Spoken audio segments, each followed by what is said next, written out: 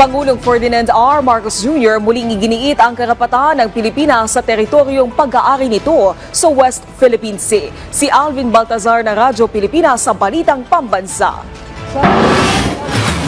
Muling nanindigan si Pangulong Ferdinand R. Marcos Jr. sa karapatan ng bansa sa gitna ng patuloy na usapin sa West Philippine Sea. Ang muling pagpapakita ng determinasyon na ipaglaban ng soberanya ng Pilipinas ay ginawa ng Pangulo sa harap ng patuloy na ginagawang panunuyo para sa mga tumatakbong senador ng administrasyon.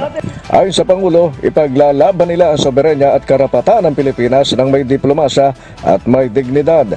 Kaugnay nito ay muli ring binigyan din ng punong ekutibo na hindi isusuko ng bansa ni isang pulgada ng teritoryong inaangkin ng iba. Idinagdag rin ng Presidente na kailanman ay hindi kailangang sumunod o magpa-apekto sa kagustuhan ng ibang Pilipinas, habang binigyan din ng Chief Executive na tayo ang dapat makinabang sa yaman ng Pilipinas.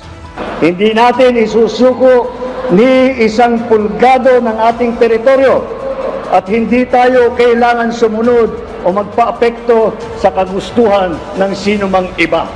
Tayo ay may ganap na karapatan at dapat makinabang sa yaman ng ating minamahal na bayan. Sa talumpati naman ng Chief Executive sa ginawang panunumpa ng mga bagong promote general ng AFP at flag officers, sinabi ng Pangulo na sa kamakailang multilateral maritime cooperative activity kasama ang Defense Forces ng Canada at ng US ay may tuturing itong isang mensahe. Mensaheng nagpapakita ayon sa Pangulo na hindi humihina ang katatagan ng bansa para mapangalagaan ang soberanya ng Pilipinas. Ito ay sa pamamagitan ng pagpapanatili ng kapayapaan sa rehiyon at pakikipagtulungan sa ibang mga bansa gaya ng US at Canada. Pagpapakita din dagdag ng Pangulo ang 7th iteration of multilateral maritime cooperative activity na mamamalaging malakas ang internasyonal na kooperasyon ng Pilipinas sa iba't ibang mga bansa. Last week, we successfully conducted the 7th iteration of multilateral maritime cooperative activity with the Defense Forces of Canada and of the United States. That demonstrates that we remain resolute in preserving our sovereignty by ensuring regional peace and international cooperation.